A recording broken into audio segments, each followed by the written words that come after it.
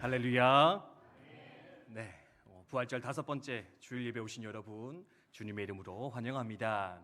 하나님께서 예배하신 사랑과 은혜가 충만히 부어지는 복된 이 시간 되기를 주님의 이름으로 축원드립니다. 우리 양옆에 있는 분들과 인사 한번 나눠볼까요? 네, 사랑합니다. 축복합니다. 네, 오늘도 참 잘 오셨습니다. 또 한 번 더 인사하겠습니다. 오늘도 참 잘 오셨습니다. 네, 감사합니다. 여러분 1937년에 만들어진 월트 디즈니의 만화 영화 백설공주와 일곱 난장이를 혹시 아십니까? 아마도 전 세계적인 관심과 사랑을 받았던 최초의 장편 애니메이션이지 않을까 생각할 수가 있는데요. 이 애니메이션, 이 만화 영화는 보는 이의 관점에 따라 여러 가지 해석이 가능하다, 또 그렇게 알려지고 있습니다. 무슨 말이냐? 이 백설공주와 일곱 난장이 그 사이를 중심적으로 보면은 이제 우정의 이야기구나, 네, 친구 간의 우정을 말하는 거구나 이제 생각할 수도 있겠고요. 또는 이 백설공주와 왕자의 사이를 집중적으로 본다면 남녀의 사랑 이야기, 로맨스를 얘기하는 것이 바로 이 만화 영화구나, 뭐 그렇게 생각할 수도 있습니다. 그런데요, 어떤 분들은 이런 조금 독특한 관점에서 이 백설공주와 일곱 난장이 설명하고 있는데, 그게 뭐냐? 이 만화 영화는요, 로맨스도 우정의 이야기도 아니라 바로 노동의 신성함을, 직업의 신성함을 가르치며 도전하는 만화 영화이다, 그렇게 얘기하는 것을 볼 수가 있습니다. 1937년에 나왔거든요. 근데 1930년대 초반에 세계적인 대공황이 있었습니다. 그래서 사람들이 일자리를 잃고 일에 대한 의욕을 잃어버린 채 살아가고 있었는데, 그런 그들에게 일의 소중함, 노동에 대한 열정을 불러일으키기 위해서 이 만화 영화가 제작되었다, 그렇게 해석을 하는 겁니다. 왜 그러느냐? 이제 그 근거가 여기 있는데, 이런 백설공주가 왕궁에서 쫓겨서 이제 숲속으로 들어가잖아요. 근데 그 숲속에서 일곱 난장이와 생활하면서 이 백설공주는 어떻게 살았느냐? 내가 공주랍시고 아무것도 안 한 채 성김만 받은 것이 아니라 저기 나와 있는 것처럼 열심히 일했다라는 겁니다. 노동을 했다라는 겁니다. 그리고 심지어 이제 애니메이션의 중간에 보면 이 백설공주가 일을 하면서 노래 부르는 게 등장하는데요, 이런 가사가 등장을 하고 있습니다. 일하며 휘파람을 불어요. 그럼 모두 즐겁게 정돈을 할 수 있지요. 다 함께 흥겨운 가락을 중얼대요. 발걸음을 맞출 노래가 있다면 오래 걸리지 않을 거예요. 그리고 방을 청소하면서 빗자루가 당신이 사랑하는 어떤 일하고 상상해봐요. 그럼 가락에 맞춰 춤을 추고 있는 당신을 발견할 거예요. 어떻습니까? 좀 가정의 일을 이렇게 혹시 하시는 분들 계십니까? 야, 빗자루가 내 사랑하는 사람이야. 그러면 당신은 춤추며 일을 하고 있을 겁니다. 사실은 어떻게 보면 말이 안 된다 생각할 수 있는데, 백설공주는 이렇게 노래 부르면서 바로 일의 소중함, 노동의 가치를 우리 가운데 가르치며 도전하는 것이지 않겠는가 설명하는 것을 볼 수가 있습니다. 신분을 뛰어넘었습니다. 자신의 존재를 뛰어넘습니다. 상황을 뛰어넘습니다. 그러면서 일하는 것이 소중하다. 그녀는 우리 가운데 모범을 보이고 있는데, 이 모티브를 우리는 잘 기억해야 되겠다 이야기하는 거 볼 수가 있습니다. 오늘 설교 조금 독특한 관점에서 시작하는 것 같은데요, 왜 이 백설공주의 이야기, 또 이 이야기에 대한 독특한 관점을 여러분에게 설명을 드리느냐? 바로 오늘 읽었던 본문의 말씀이 성경에 등장하는 노동의 소중함, 직업 생활의 원리에 대해서 가르치고 있는 아주 중요한 본문이기 때문에 그렇습니다. 여러분, 성도의 삶, 성도의 승리는 어디서 드러나야 되겠습니까? 주일날 모여 예배할 때 나타나야 되겠습니까? 아니면 월요일부터 금요일 중 우리가 살아가는 삶의 자리 가운데서 드러나야 하겠습니까? 사실 이렇게 모여서 예배하는 것도 중요합니다. 감격적인 예배를 한 편 올려드리는 것도 소중합니다. 은혜 받아야 됩니다. 그런데요, 이렇게 예배드리고 은혜 받고 성령 충만되어졌다면 중요한 것이 무엇이냐?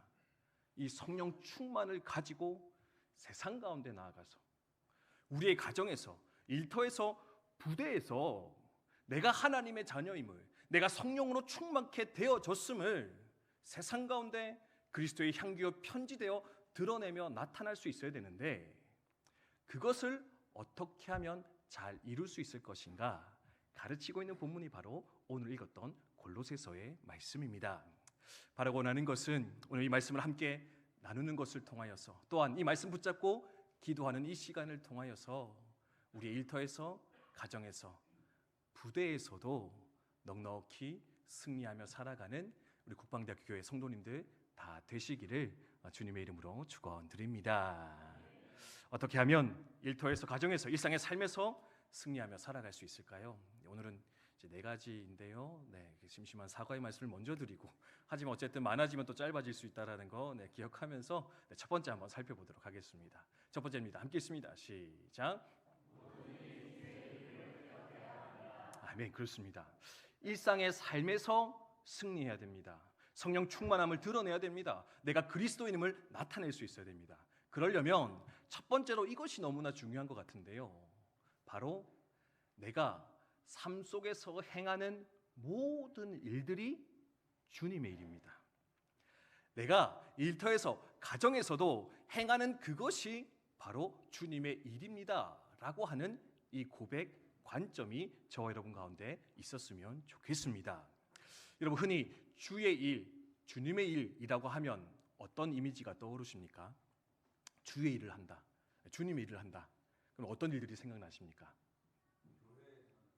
맞습니다. 할렐루야, 감사합니다. 우리 이진희 집사님이 항상 대답자 역할을 잘해주고 계신데, 여러분 이렇게 기회 되시면 이렇게 맛있는 거 한 번씩 사주십시오. 여러분 대신해가지고 지금 열심히 또 주의 일을 감당하고 계신데, 그렇죠. 우리가 주의 일 하면 뭘 생각하느냐? 교회에서, 교회 안에서 이루어지는 일들이 주의 일이라 생각할 때가 많은 것 같습니다. 예배하고, 기도하고, 말씀 보고, 또 선교하고, 봉사하고, 전도하는, 이제 뭔가 교회와 관련되어진 일들을 우리는 주님의 일이라 정의 내리고 삶을 살아갈 때가 많이 있습니다. 반면에 일터에서, 가정에서, 부대에 사는 일은 뭡니까? 그냥 그거는 세상의 일이지, 세속적인 일이지, 또 심하게 말해서는 하나님과는 별로 상관없는 일이지 생각하면서 사실은 그냥 세상의 방법 그대로 쫓아 행하며 살아갈 때가 많이 있는 것 같습니다. 이것을 가르쳐서 이원론적 사고라 이제 이렇게 얘기를 하는데, 여러분 한국 교회가 극복해야 될 아주 중요한 과제 중 하나가 뭔지 아십니까?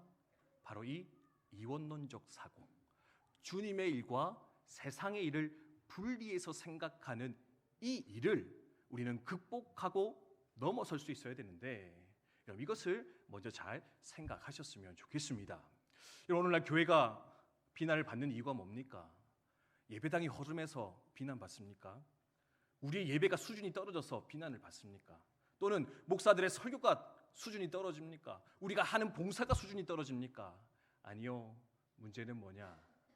모여서 예배는 잘하는데, 봉사도 잘하고, 섬김도 잘하는데, 문제는 교회를 벗어나서 일터로만 돌아가면, 일상의 삶으로만 돌아가면, 가정으로 돌아가면 받은 은혜 다 잊어버리고 세상과 동일한 모습으로, 아니 세상보다 못한 모습으로 똑같이 미워하고, 똑같이 경쟁하고, 똑같이 불법을 저지르고, 똑같이 세상의 어둠을 취하며 살아가는 그런 우리의 모습을 바라보면서 당신들이 무슨 성도입니까?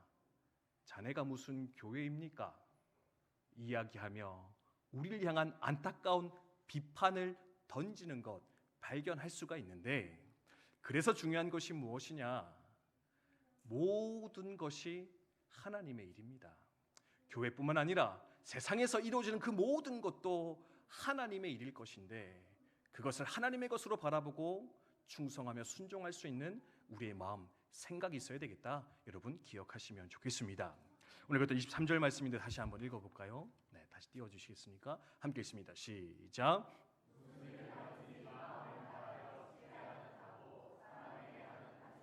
아멘. 그렇습니다. 여러분 교회 일만 열심히 하고 세상 일은 대충 해라 하나님 말씀하고 계십니까? 아니죠, 그죠? 어떤 일을 하라고요? 무슨 일을 하든지, 즉 바꿔 말하면 모든 일을 할 때 주께 하듯 하라. 바꿔 말하면 모든 일이 주님의 일이다. 모든 것이 하나님의 일이다. 아이를 돌보는 것도, 가사 일을 하는 것도, 내가 직장에서 일을 하는 것도 그냥 돈벌이를 위해서 하는 것이 아니라, 또는 어쩔 수 없어 하는 그것이 아니라 그 또한 하나님이 내게 주신 사명이요 소중한 하나님의 일일 것인데, 그래서 어떻게 해요? 그것을 하나님의 일이라 소중히 여기고 그것을 주께 하듯 하며 나아가는 것, 그것이 바로 성도의 사명이다 주님께서는 말씀해 주고 계십니다. 중세시대에 이렇게 세 명의 인부가 성당을 짓고 있었다라고 합니다. 열심히 이제 돌을 깎아가면서 성당을 짓고 있었는데 옆을 지나가던 사람이 답이 나와버렸네요. 물었대요. 지금 여러분 당신은 지금 뭐 하고 있습니까? 물었더니요, 세 사람이 서로 다른 대답을 내놓습니다. 첫 번째 사람은 조금 짜증내면서 보시면 모릅니까? 저는 지금 돈 벌고 있습니다. 옆에 사람이 물었더니요, 보시면 모르겠습니까? 저는 지금 돌을 깎고 있습니다. 근데요, 마지막 사람의 대답이 걸작입니다. 뭐라고 대답했다고요? 나는 지금 하나님의 집을 짓고 있습니다. 똑같이 성당 짓고 있는 일을 하고 있었다고요. 똑같이 돌을 깎고 있는 상황이었습니다. 근데요, 그 상황 가운데서 이 세 사람은요, 서로 다른 일을 하고 있었다. 그들의 대답을 통해서 우리는 발견을 할 수가 있습니다.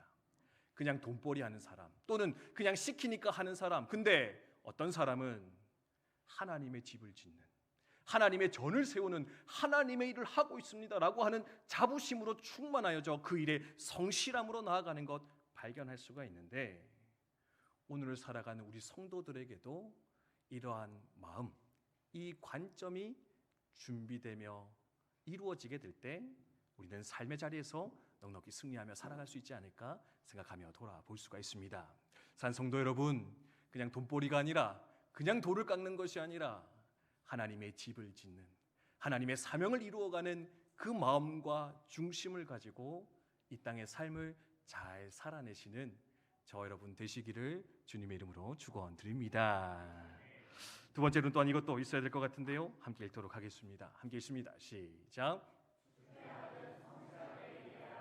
아멘. 그렇습니다. 모든 게 주님의 일이거든요. 그러니까 어떻게 하겠습니까?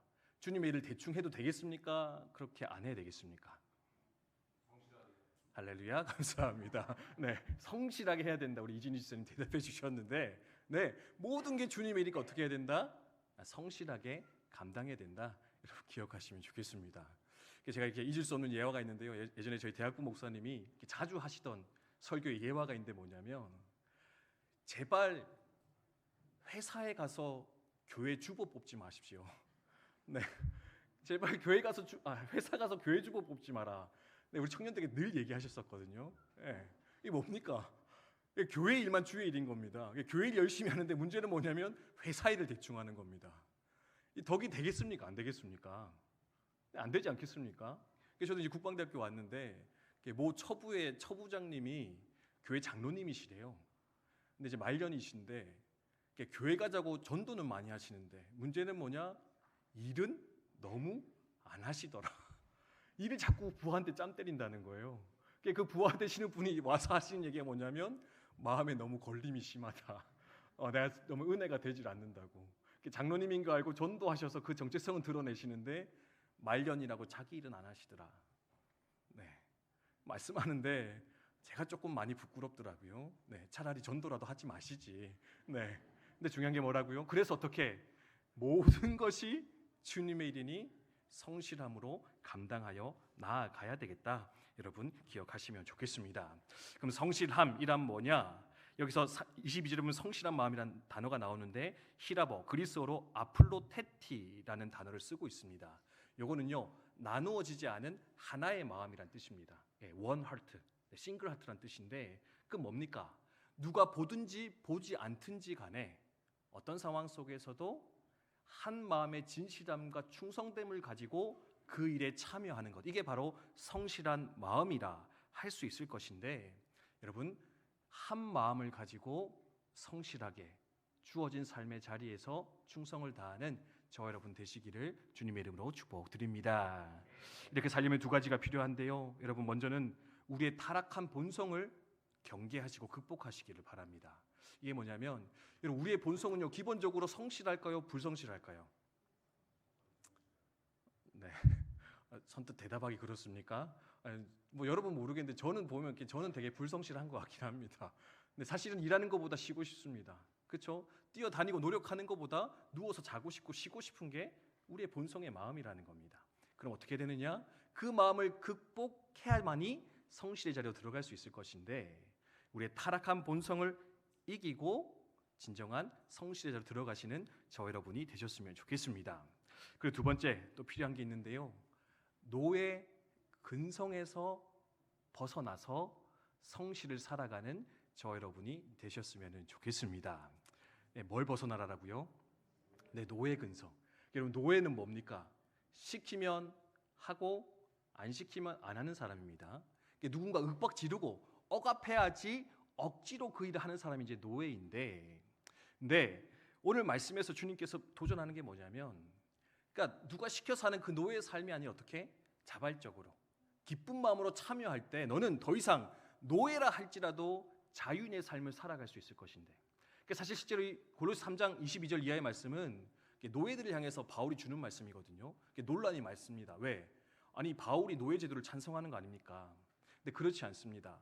당시 노예들은요 인간 이하의 취급을 받습니다. 그래서 이런 권면도 받을 자격이 없는 존재였다 알려지고 있는데, 바울은 노예들에게 이런 권면을 주면서 하는 도전이 뭐냐?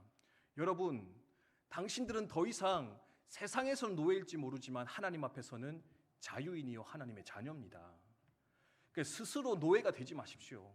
스스로 노예처럼 살지 마십시오. 여러분은 하나님 앞에 자유인임을 깨닫고 여러분에게 주어진 그 일을 때로는 부당하고 어렵고 힘들다 할지라도 자발적으로 참여하여 하나님이 허락하신 자유를 나타내는 자가 되십시오. 오히려 그들에게 놀라운 자유를 선포하는 말씀, 그게 바로 오늘의 말씀인데, 그럼 노예의 근성에서 또한 벗어나서 성실의 자리로 들어가시는 저 여러분 되시기를 주님의 이름으로 축복드립니다. 네. 여러분 표정이 점점 좀 어두워지시는 것 같아가지고 오늘 지금 하나님 찬양대에서는 이렇게 평화를 막 얘기해 주시니까 여러분 표정이 막 펴지시면서 그래 평화가 여기 있지 내가 쉬면서 가야지 막 하시다가 제가 이 찬양 들으면서 저 혼자 긴장한 거 아십니까? 네, 큰일 났다 이거 오늘 설교 주제가 잘못 나갔다. 오늘 예배가 평화로 갔어야 되나 쉼과 안식으로 갔어야 되나 제가 고민하다가 그래도 주신 말씀이니까 제가 열심히 전하고 있는데 네, 부담될 수도 있고 어려울 수도 있긴 합니다. 근데 그만큼 중요한 과제이며 주제이다. 이런 기억을 하시면서 한번 잘 들어주시면 감사하겠습니다. 이제 셋째 넷째 남았는데 금방 끝내겠습니다. 세 번째입니다. 함께 읽습니다. 시작. 아멘. 그렇습니다. 그래서 성실해야 됩니다. 모든 게 주님의 일입니다. 모든 것에 우리는 성실하고 자유인이어야 됩니다. 그러려면 또 뭐가 필요할까 생각해 보니까 하나님을 의식하는 삶. 사람을 보는 게 아니라 하나님을 바라볼 때 우리는 그 삶을 또한 살아갈 수 있을 것이다. 함께 기억하면 좋겠습니다. 22절인데 다시 읽습니다. 시작. 종들아 모든 일에 육신의 상전들에게 순종하되 사람을 기쁘게 하는 자와 같이 눈가림만 하지 말고 오직 주를 두려워하여 성실한 마음으로 하라. 아멘. 짧은 본문에요. 사람에게 하지 말고 하나님께 하라. 이 말이 계속 반복되는 거 볼 수 있거든요. 그만큼 중요하다라는 겁니다. 하나님이 보시고 있다. 하나님이 바라보신다. 종교개혁자들 이걸 가리켜서 코람데오라는 단어를 쓰고 있는데 코람은 누구누구 앞에 서고요. 데오는 하나님입니다. 그러니까 하나님 앞에서 내가 살아가고 있다. 그 믿음과 의식만 있어도 우리가 그 어떤 자리에서 대충 함부로 살아가는 어리석음은 범하지 않을 것인데 그러니 나의 삶이 하나님 앞에 있음을 하나님 눈 앞에 서 있음을 기억하면서 여러분 성실함으로 살아가시는 저 여러분 되셨으면 좋겠고요. 네, 네 번째 이제 두 번째 이제 어떻게 성실할 수 있느냐 요것도 있는데 같이 읽습니다. 시작. 아멘. 그리고 그렇게 살면 어떻게 되느냐? 주님께서 내 삶을 갚아주실 것이다. 주님이 내 삶을 칭찬하실 것이다. 또한 기대하시면서 그 길 걸어가시면 좋겠습니다. 24절도 한번 읽어볼까요? 읽습니다. 시작. 주께 받을 줄 아나니 너희는 주 그리스도를 섬기느니라. 아멘. 누가 준다고요 상을? 주가 주신다. 주께서 기업의 상을 주실 것이다. 유업을 물려주실 것인데 그러니 너는 그것을 기대하면서 사명의 길을, 성실의 길을 걸어가는 자가 되어라 요청을 하고 계십니다. 그럼 사실 일상에서 열심히 막 그리스도인으로 살잖아요. 근데요, 그럴 때마다 우리의 의지를 꺾어버리는 동료들을 볼 때가 많이 있습니다. 특별히 믿는 자들이라는 사람이 와서 이렇게 얘기하잖아요. 야, 너만 예수 믿냐? 너만 하나님 믿냐? 나도 하나님 믿는데 나는 너처럼 믿지 않는다. 그렇게 유별하게 하지 마. 그렇게 남들보다 더 하려고 하지 마. 예, 그런 핀잔을 주면서 우리의 의지를 막 꺾어버리는 그런 동료나 주변 사람들을 왕왕 만나볼 때가 있습니다. 그런 분 만나면 어떻습니까? 아, 그래. 내가 뭐 이렇게까지 한다 해서 쌀이 더 나오고 월급이 더 나오고 뭐 윗사람이 더 알아주는 것도 아닌데 뭐 이렇게까지 해야 될까? 이제 그런 마음이 딱 들어오면은 이제 더 이상 그 삶을 살고 싶지 않은 우리의 마음과 생각이 일어날 때가 많은 것 같습니다. 그럴 때마다 여러분 이 24절의 말씀을 붙잡으시면 좋겠습니다. 하나님은 알고 계시지, 하나님은 보고 계시지. 그리고 하나님 어떻게 한다고요? 그 삶에 대해서 때로는 세상이 갚아주지 않을지라도 하나님께서는 반드시 나의 이 수고와 이 노력과 성실과 헌신에 대하여서 기뻐하시며 칭찬하여 내 삶을 충만하게 채워줄 것인데, 그 하나님의 판단, 하나님의 성실을 기대하시면서 이 길을 끝까지 걸어가시는 저 여러분 되시기를 주님의 이름으로 축복드립니다. 저 교단 목사님들과 함께 이렇게 스터디 매주 하는 게 있는데요, 이번 주 주제가 최후의 심판이었습니다. 네, 천국 이후에 부활이 있고 부활 이후에 마지막 심판이 있을 것인데, 이 심판에 어떤 일이 일어날 거냐? 믿지 않는 자들은 영원한 지옥에 들어간다. 지옥은 뭐냐? 의식이 있는 채로 영원히 형벌당하는 곳, 거기가 바로 지옥이다.